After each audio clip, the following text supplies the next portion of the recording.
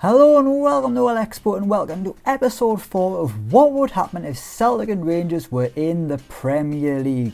You asked for it in the comments, and as a man of the people, here I am with part 4. So far we've done 9 seasons of Celtic and Rangers in English football. We dropped them in the top flight and they've had varying success. I mean, Celtic have never been relegated. As for Rangers, if you've watched episodes 1, 2 and 3, you know fine well that they are the new yo-yo club of English football. But let's go into the simulation. Let's do another 3 seasons. We will go to the summer of 2032 and see how Celtic and Rangers continue to get on in English football.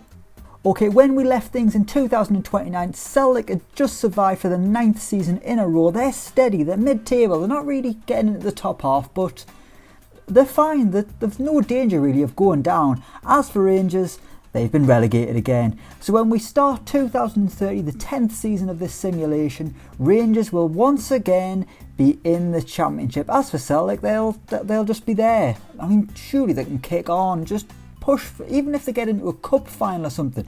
Neither side's had any cup success. The only trophy that's been won in Glasgow in the past 9 years has been the Championship trophy, which Rangers won, and that's a trophy they don't want to be winning. They should be in the Premier League just like their biggest rival Celtic. But let's simulate a year into the future. Let's go to 2030.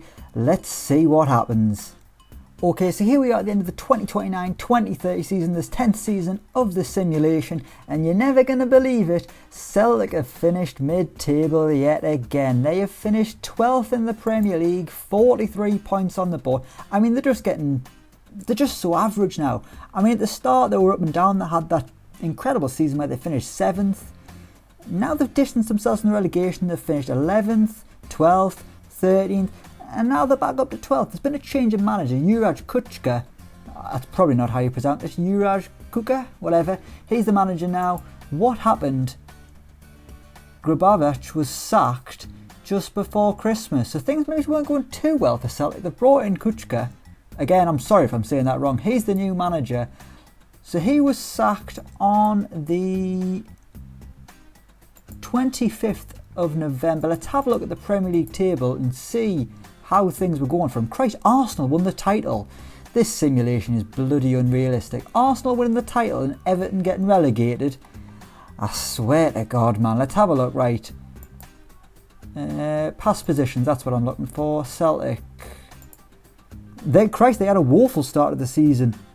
It's no wonder they sacked the manager, because it looked like they were going to be going down. When they sacked the manager, they were beaten 3-2 by Everton. They were rock bottom of the Premier League. The change of manager has definitely worked. By March, they were up to 12th, and it was just consistent 12th place till the end of the season. So maybe it was quite an exciting season for Celtic. Let's have a look how the cups went. I mean, I'm assuming that start of the season was grim. They didn't win a Premier League game until October when they beat Southampton 2-1. Gaz Brady there with a goal. One of the worst regen names known to man. After that, it was still defeat after defeat. League Cup, they were knocked out by Leeds straight away. FA Cup, fair play to them. They made it to the semi-finals of the FA Cup. That's the best we've seen from one of the old firm clubs. They got to Wembley, they got to the semis, and unfortunately they were battered 4-0 by Liverpool. But at least we're seeing a bit of progress. I mean, even if they're finishing mid-table in the Premier League, a cup run is what you need. They spent £102 million on players, but they also brought in 93 million. Dominic Solanke's gone, so that's sad. So's Christopher Nkunku. Let's have a look at who they've signed. The big arrival, Cole Coates. These regen names are absolutely appalling. Cole Coates. And he's a right back who's quite quick. And that seems to be it. Was he worth the money? No. Wasn't worth it at all. A poor performance from a man with a poor name. I mean, I haven't got anything wrong with the name Cole. I haven't got anything wrong with the second name Coates. Put them together, that is a terrible name. But who was the best player at the club in this season? It was Daniel Little, who is another regen. Unfortunately, we're getting to that point where we're in just regen territory where none of the players are real. But Daniel Little is a wonderful player. What a season he's had. It wasn't quite as good as the season prior. A man who's came through the academy He's a New Zealand player who's played 69 times for the Kiwis. That's good to see at least. But what about Celtic's rivals Rangers? Celtic, after a terrible, terrible start of the season, they recovered, they sacked the manager, they got someone else in, they survived, and they very nearly made it to the FA Cup final. But what has happened to Rangers? Will they be joining them in the Premier League next season? Will they? Yes, they will. Rangers came second. They are coming straight back up like the yo-yo club that they are. They didn't win the title. That was Burnley who came top. Rangers got 93 points. Came up with absolute ease. Let's check them out. Gonna guess Coco's still the manager. Yes, he is, because why would anyone else be the manager? There's been a takeover last summer. Jimmy Riley. And now Rangers are rich. I mean, they might have been rich the whole time, to be honest with you, but either way, they've got new owners. Let's have a look at the schedule, see how things went. It was a really good start of the season. The first loss didn't come until the end of September when they were beaten by Sunderland. Christ, they won every game in League and Cup, bar their opener against Cardiff. It was a wonderful start of the season by Rangers, setting a hot pace. In the League Cup, they were knocked out by Bournemouth in the 4th round, and as for the FA Cup, where Celtic made it to the semis, Rangers only got to the 4th round. But that's nothing to worry about. Their big concern was coming up, and that is exactly what they have done yet again. Let's have a look at the transfers. They've spent even more money than Celtic did. Despite being in the Championship, they've spent £136 million, £102 million coming in, so net spend isn't massive, to be honest with you. Jan Couto, a Manchester City player, I mean, I don't think he's actually played for the first team yet. He was signed in January or last summer. Fullback Brazilian, signed for a potential fee of £31.5 million. Tyrese Campbell, I'm sure he's Kevin Campbell's son, I want to say. He's been signed as the new number 9, 16 goals in the Championship. A very good start of life at Ibrox for him. Let's have a quick look at who the star player was for Rangers. Well, I was going to say it was Jordan Pickford, but I mean, he didn't really play much. But when he did play, he did very well, and now he's retiring, so that's disappointing for him. The real best player, Christ, who was the best player who played consistently? Tyrese Campbell, he played had 30 starts. I mean, the rest of them, in and out of the team. Tyrese Campbell and Yanis Hadji were the 2 star men. How have they got Julian Brandt? And why is he barely playing? What is going on with this simulation, man? I'm so confused. Julian Brandt has been playing in the Championship. Signed on a free from AC Milan, only played 6 times. He did alright when he did play, but he just didn't really play. But Julian Brandt is returning to the Premier League, where he once was with Manchester United. Him and Rangers are heading back up. Let's simulate the summer of 2031. Let's see how Julian Brandt and Rangers get on back in the Premier League alongside their biggest rival Celtic. Right, here we are, the 22nd of June 2031, and my word, are we making waves. Not only have Rangers survived, but Celtic have finished in the top half. The Hoops have came 10th with 55 points on the board. There were only 11 points off a Europa League finish, which, I mean, that's not bad at all. Arsenal champions again, which is slightly strange. Leeds come 3rd. Absolutely bonkers. But the biggest shock of them all is that Rangers have survived. I mean, fine. I mean, they've had a few seasons where they've survived. This time they've came 15th with 36 points on the board. There were only 3 clear of the relegation zone. But that doesn't matter, because they will be playing Premier League football next season. Next season's the big pressure for Rangers, because for all they've survived, is this the second time they've survived in the Premier League? They've never been able to survive 2 seasons in a row. We've clicked on Rangers, so we might as well look at them straight away. Philip Coco, of course, still the manager. Why would it be anyone else? I mean, clearly no one else wants that job. We'll go straight to transfers. You know that Jan Couto we were talking about before? Well, they've sold him already. He's gone to Liverpool for £42.5 million. Big money being spent, but even bigger money coming in. They spent £122 million, but they brought in £144 million. The Glasgow Giants are just spending cash. It's going in and out like a something or other, I don't know. Brian Mbumo's been sold. The bigger rival was Alexandre Aguilar from Everton, £31.5 million, but it could be Noan Kenner, whose transfer could go up to £37 million. A centre-back He's played 9 times for England already, came from Leeds. Average rating just shy of a 7, which is okay. I mean, I can't imagine Rangers particularly good defensively considering they keep on nearly going down. Let's have a look at the schedule, see how they got on, see how the old firms went. We'll start with the club competitions.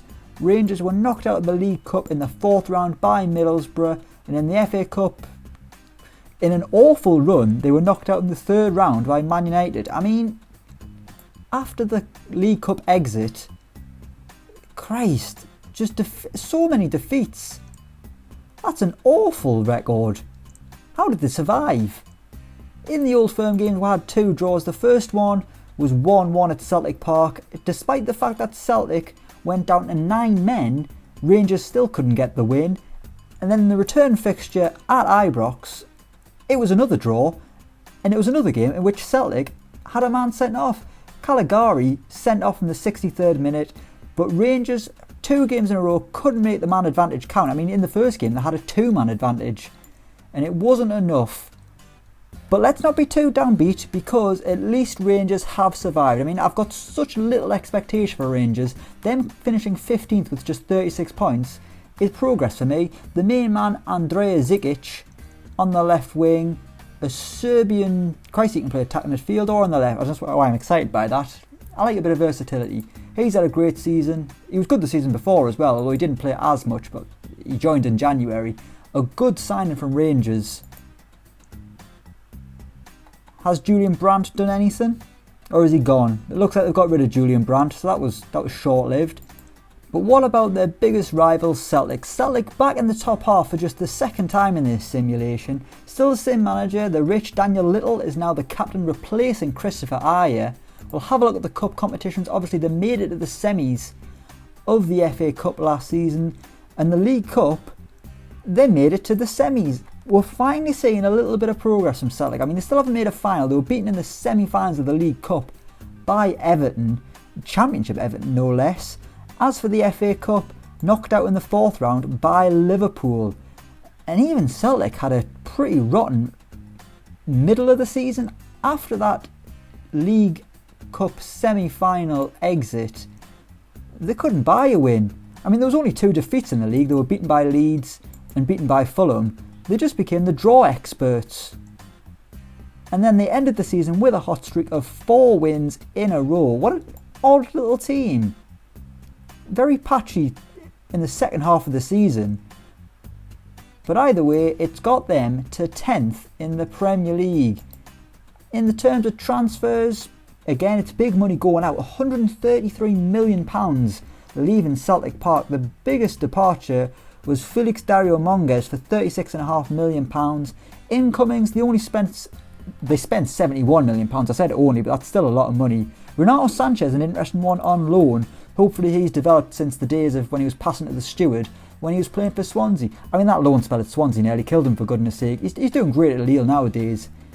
And on loan at Celtic, he's had a wonderful time. 2 goals, 6 assists, an average rating of 7.18. You wonder why Spurs let him go. But Celtic are the team who benefited, and Celtic are the team who finished 10th in the Premier League, and they are a top half club in English football. Alan Rodriguez, another new signing. He's been the main man on the right wing. Gaz Brady also doing brilliantly as well, as is Daniel Little.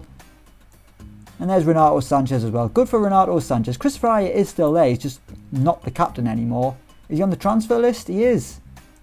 On the transfer list for a potential fee of £12.5 million. He refused to sign a new contract with his deal expiring next summer. Will he leave? Will he stay? Does anyone really care? I mean, you could kind of say the same about Christopher Ayer this summer.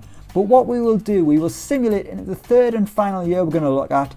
Celtic, we're making progress. They've come 10th. We've had 2 semi-finals in a row. And as for Rangers, they've survived. So that's kind of good. Can they do it? Can Rangers, for the first time in this simulation, survive in the Premier League for more than 2 seasons? Let's simulate a year into the future. Let's see how they get on. Okay, here we are, the 20th of June 2032, the 3rd and final season we're going to look at today.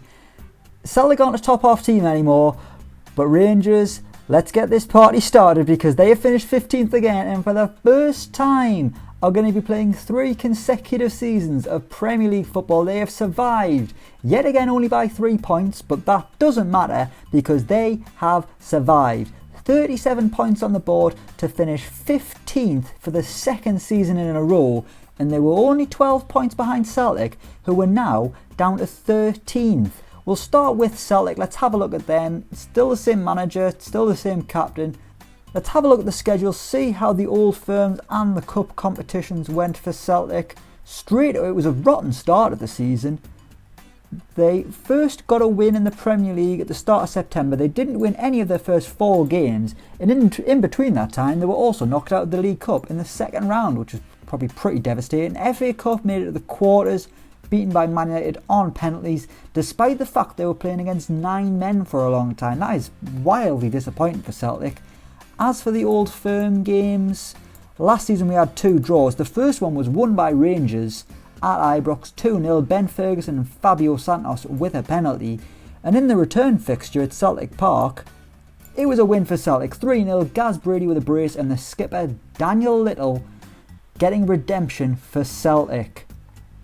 Let's have a look at the transfers. 101 million. Again, it's another season which they've spent big money, but they've brought in even more money. £117 million coming in, 101 going out. The big name for me there is Alexis Saelemaekers. I want to say he's Belgian. He's 32 on here. I think he's playing for AC Milan in reality. Well, here he went to Man United in 2025 and he started off brilliantly. And at Celtic, on a free transfer, he's had a grand old start. No other names really stand out there for me, but like I say, big money spent. Teokoro Kayo potentially arriving for £40 million if all goes to plan for him. A Spanish centre forward. 4 goals in his first season. I mean, for £40 million, I'll be honest with you, I'm not enamoured by that. Let's have a look who the star man was at Celtic. Unsurprisingly, Daniel Little and your friend and mine, Gaz Brady. But for Celtic, it's another season of mid-table. I mean, you'd think after finishing 10th, maybe that's just their limit. But at least for Celtic's sake, they're nowhere near a relegation battle. Sure, they're not really challenging the top or gunning for honours, but at least there's no threat of going down. Maybe in years to come they might eventually win a cup. They're getting closer. The semis, we've had 2 semi-finals in part 4 of this series. But let's take a look at Rangers, who for the first time have secured a 3rd season of Premier League football. They survived in 2023, season after they went down. They survived in 2028, they went down the season after. But this time, for 2 seasons in a row, they have survived. Sure, they haven't played very well at times. There's been a lot of defeats. Let's have a look at how the Cups went. Knocked out in the League Cup 4th round by Southampton. As for the FA Cup, 5th round, beaten in extra time by Crystal Palace. But it looks like they've picked up some big points late on, which has got them survival. They beat Chelsea at home 2-1. They beat Man United 3-2 at home. Big wins for Rangers there. Like I say, they haven't got many points on the board. They still didn't hit 40 points. But it was enough. 37 was enough to keep them up. Still, of course, managed by Philip Cocu, because, as we've said before, who else is going to manage them? I mean, how long has Philip Cocu been there now? Over 11 years in charge. I mean, and he's only won 1 league title. He's got 4 promotions, 4 relegations, and only 1 league title. Let's have a little look at the transfers. Before, Rangers have been the big spenders of Glasgow. And they have been again this time in a way. They haven't brought in as much money. Only £28 million coming into the club. Going out, £63 million. The big signing, Tim Burgle from Chelsea. Sounds like a regen. He is. Going to say German? He is. A German striker. Is he better than the one that Rangers bought? Again, he hasn't scored many goals, but at least he's playing alright. The average rating is really good. But for £15 million, 1 goal in every 5 games, I mean, that's not great. But after 12 seasons, Rangers, I mean, I'm not going to jinx it and say they're finally finding their feet at Premier League level, but at least they're surviving a bit more consistently.